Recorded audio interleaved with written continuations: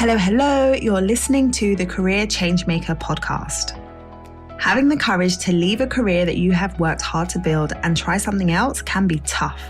So in each episode, we dive into key career change strategies so that you have a clear understanding of what is required to transition into a new role or a new industry without feeling like you have to start at the bottom or have to take a massive pay cut. Because #ain't nobody got time for that.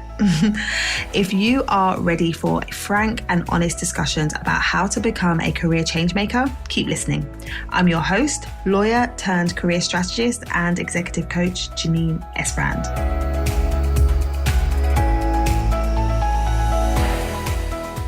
Hello, and welcome to the show. I am looking forward to this conversation because we are pulling back the curtain as I speak to my special guest, Clare Anna, about what it looks like to run a business, to launch and to run a successful business in the hospitality industry. So Clare is breaking down the highs and the lows of it. I think so often people think about entrepreneurship and either are fearful about what it would mean to run a business and allow that to stop them from moving forward, or they romanticize what it means to be an entrepreneur and don't fully take into account the realities of the day-to-day. So in this conversation, Claire and I are really talking about what does it actually look like to go from corporate to start your own business, grow your own business. And yeah, it's just a really great conversation. So if you're somebody who's considered business and entrepreneurship and you've been on the fence about it, this is a really good conversation to listen to understand the realities of it.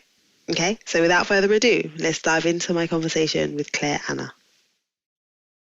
Hi, Claire. I am super excited to interview you today. Before we dive into all the goodness that we're going to talk about, could you introduce yourself to the audience and tell us a bit about you?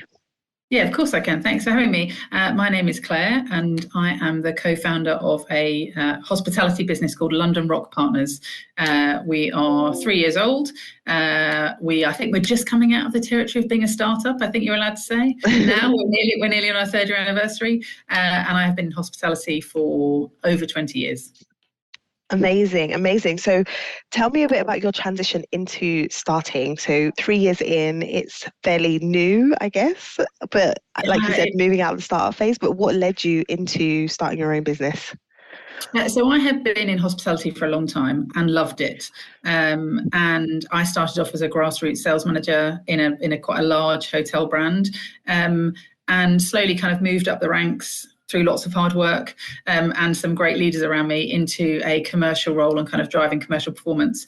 And then in the middle of a global pandemic, as you do when hospitality is on its knees, myself and a colleague of mine at the time thought, this can't be that hard. We're doing it for somebody else. Why don't we go and do it for ourselves? Pandemic brought on lots of crazy thoughts. And London Rock Partners was born. And the idea was to provide a more flexible approach to hospitality management. And it's a big jump. You can't kind of underestimate the difference of going from being on somebody's payroll to being the payroll. Yeah. It's a very different transition. And I think the challenge comes when people who are in your industry and your peer group are saying, not really sure this is the right thing. Yeah. Should you wait a year? Are you ready? And that can be really daunting. You have to have a huge amount of self-confidence, which can sometimes make you feel a bit overconfident when you think, start doubting your own abilities. We were very lucky. I have the guy who I set the business up with was hugely supportive and hugely confident in our ability to do it. My family, my kids, everyone was like, just do it. What's the worst that can happen? Yeah. And I think you have to have a bit of that kind of bravado about you to be able to make that jump. But when you genuinely believe that you're good at what you do and that you think you can help other people by doing that, I think you just got to jump in with both feet. And that's what we did. I love that. And I think so many people, particularly women, really have a challenge around that belief part where it's like, can I actually do this? And I'd love for you to share a little bit more around how you overcame some of the doubt and the back and forth as to whether or not it's possible for you. It sounds like having support around you was a big part of it, but was there anything else that was helpful for you to be able to do that? It's interesting. I think when you meet, I think it's a woman thing. Yeah. And I hate that it is, but I think imposter syndrome is a real thing in professional females. And I don't know whether that is born from the fact that we've got so much other shit going on that we kind of doubt our ability to get the balance right. But it is really just I had been successful to date. So some of it you've got to look back historically and go, well, hold on a second, I didn't think I could do that 10 years ago, and now I've proved the point. Yes. And that's kind of evidence. So evidence really helps when making the jump. But you're right. It's about support. I was very lucky. I was not feeling fulfilled in my role. And I think when you work like we all work now, I'm at work more than I'm at home. Okay. So it's got to be good. You've got to love it most of the time. It's got to be fun. And if you're I find for me, when I'm fulfilled at work and I'm challenged and I feel like I've really achieved something, I'm much better at home. Yes. So I think for me, I knew that I would be better if I could do this. And whether it's a point to prove to all the people that said, oh, you've not got enough experience, it's not ready, or whether it was just proving a point to myself, I think, I don't know what the word is to describe proving a point, but that's what drives you. And that's what still drives me now. Yeah, I love that. There's a lot to be said for doubting yourself and then proving yourself right. Yeah, I love that. And it really comes down to knowing your why. Like for you, why am I doing this? Part of this is I want to prove that I can do it. And there's going to be other reasons. And I think when you're in the midst of a transition, because it's not easy, there's going to be ups and downs. It's going to be challenging. Being able to go back to the why of like, okay, why am I even doing this?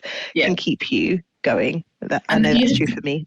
Yeah, and you've got to keep. I ask myself that question all the time, and I think that the first 12 months of starting this business were the hardest 12 months I've ever had professionally, without a doubt. I probably doubted in myself at least once a week, particularly at the end of the month when there was no salary. But I can honestly say I learned more in that 12 months than I did in the 12 years preceding it. Wow! Because when you're running your own business, you become everything. You become the accountant, the finance. I didn't even understand about VAT and tax and all of that awful stuff that we have to deal with. But you have to learn, because who else is going to learn it? There's no team. It's just you. So I think if I think back now about what's been the highlight, we've had some great wins, don't get me wrong, and that's amazing. But I'm much better rounded professional now than I ever was before, because I think when you're in an organisation, you very much stick to your own lane. I had no reason to understand the implications of VAT on a corporate organisation. Whereas now I could probably talk to you reasonably articulate about it. And I think you grow in lots of different ways, but you've got to have people around you who allow you to do that. Yeah, I love that, because I think a lot of people that listen to this show are in a space where they're thinking about what do they do next, and running your own business is often on the table as an option. But people are reluctant to explore that because they don't necessarily know what that's going to look like, and it can feel too risky. So, what you're highlighting there is there's benefits, there's also downsides, but making sure that you have the right support. I think being really inquisitive. And one of the things I've learned is that it's okay to ask questions. And I guess there's two things really. One is it's always okay not to know the answer. And you've got to keep learning, and you've got to keep asking questions. And the other piece is the network. So like outside of family and friends, for the first year, we were just out pitching to anyone. Anyone that said yes to a cup of coffee got my full sales spiel. And those contacts that we made professionally in that first year were brilliant because they'd all been there and done it. And I'm hoping one day someone will come to me and ask me for that advice. And they're really honest, because no one wants to see anyone else fail. And you got to take all the good bits from their advice and kind of suck it in and work out what that means for you. And that network that I was pitching to a year ago are still really good professional contacts now. So what it meant was that my little black book was just growing and growing and growing. And they're still really key to our business now. So I think the power of a great network professionally can never be overlooked. And like in the old days, when I was a sales manager, I used to get sent to these networking events, and you would stand in the corner thinking, I'll just go and pick out the one other woman who looks at the sky, and hopefully we'll have something. Whereas now, understanding the power of what that room could do, and how it could support me in maybe 6 months, 6 years' time, has massively changed how I feel about those kind of events. And now I look forward to them and I'm like, okay, let me go and find some people that can help. And I think Yes. that is a big part of making any change. Is just you've got to broaden. If you think your network's big enough, it's not. You just got to keep broadening it and keep investing in it. So even when things are really good and are going really well, don't forget the 10 people that said yes to you a year ago, or who Yes. gave you 10 minutes for a coffee. You've got to keep back and keep investing in them, because at some point they'll be really useful. Yeah, that's so good, because I think oftentimes we can be short-term minded when it comes Yeah, to that. And it's like you need to start now for 6 months' time, for a year's yeah, time. You never know when a relationship that you've cultivated can come good. And so I think figuring out what's going to work for you, right, in terms of networking, and doing it regularly and doing it consistently yeah, is yeah. definitely a way to Look, go. I'm a creature of habit. I love a list. Okay, so I have a list on my laptop of people that I know I need to speak to on a regular basis, and I come back to that list all the time, because I'm like, hold on a second, no, she is going to be really useful at some point. Mm, How can I create an opportunity to see her or speak to her or to have something relevant with her? And you just got to keep going on that track, because at some point in the future, I know all these people are going to be really important. yeah, so good. I love that. So do you think, when you think about that approach, is that very much influenced by your sales background? Probably, I think Yeah. probably, and that whole kind of lead, the that kind of lead process that you go through. Yeah. I guess the difference is now is that everyone I speak to, I look at as a lead, but not Yes. necessarily a monetary lead, a bit of a life lead. Yeah. Um, Because yeah, what's good about that is that sometimes when people think about starting a business, or transitioning into a new role, they feel as though they have to start again and build up from. But what you've just highlighted there is that skills that you developed previously in your past roles, you're able yeah. to leverage now in your business. And I think people need to see it more like that. Like, nothing's wasted. Whatever you've done in the past, you can use and leverage going forward. Definitely. And I think it's not always about skill. There's a Mhm. lot to be said for will. And I think, when we're 3 years in now and we've curated an amazing team and we are surrounded by really good people who are all on the same page. And a lot of that is mindset and personality and what they bring to the business outside of their technical skill. Yeah. So, they might be really good at finance, but actually what they bring to the team is that missing piece of the personality that we were missing around the table, or they bring another social skill, or the ability to I don't know, lead an event or deliver something. And you have to look outside of what you're trying to do. So whilst I'm a salesperson, that's what I do that's what I did for a living. You have to kind of work out what else you can bring to that group of people. And I think Mm, once you start looking at people like that, all of a sudden you're like, oh, okay. yeah. All of a sudden you just see people's value very differently, and surrounding yourself with great people, particularly in hospitality, is massively important. Yeah. Yeah. I'd love to speak more about your industry and like hospitality, because it's one of those where we all engage with it all the time. Yeah. And it's been through a roller coaster because of the pandemic and stuff. What are some of the things that are top of mind, or like challenges or good things about the industry that we should talk about? Because there's people that might not necessarily consider it as a path or a place to go when Yeah. it could be a really good fit for them. So yeah, tell me I more about think that. I think there's two things. I think first of all, the hospitality industry has a terrible PR campaign. Whoever's head of PR for hospitality should leave, because people don't, particularly British people living in Britain, don't view it as a particularly glamorous or meaningful career path. And actually, there's loads of skills which are super transferable Hmm. into and out of hospitality. It's about leadership. Like every business, it's just about great leadership. And I think there are some really good stories hidden away in hospitality about people who started off on front desk and are now managing a multi-million-pound business and then go on to lead a wider team of hotels. We're just not very good at talking about it. And culturally, there are many different cultures which look at hospitality completely differently. So when we recruit from overseas, for example, you tend to find people come with a real pride and a real pride about working in hospitality, because culturally it means something different to them. And Yes. we yes, it's a service-led industry, but it's also about managing a great team, delivering a great product, delivering great guest feedback, which is the same across loads of different businesses. Yeah, absolutely. And I think in terms of what we do in hospitality, we're a last resort. Okay, if you're running a great, successful hotel, you're not calling me. You're only calling me if you have got challenges with either, revenue, or you've got financial issues, or you've got operational issues, or you've just opened a hotel, or whatever it is your business is in choppy waters, shall we say. And when we go into businesses, it doesn't matter the financial position of the business or the operation. The hotel could be empty. The first thing we have to fix is leadership and the team. And once you get the people right, everything else falls into place. But it has to be people-led, because it's about someone's ability to bring together the right team in the right format and give them the right lanes to stick to. And that can change any business, but particularly in hospitality, it's hugely important. Yeah, I can imagine. And I guess the leadership and how things are run have a massive impact on retention, right? And turnover of staff. Huge. And so that's a big piece. And it applies to hospitality, but also to other industries, other organizations. It's like, if you want to keep your good people, how are you leading them?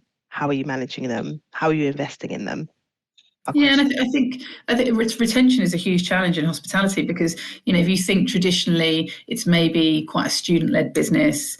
They come back from university, they're out of term time, they work a summer season for you, they go back.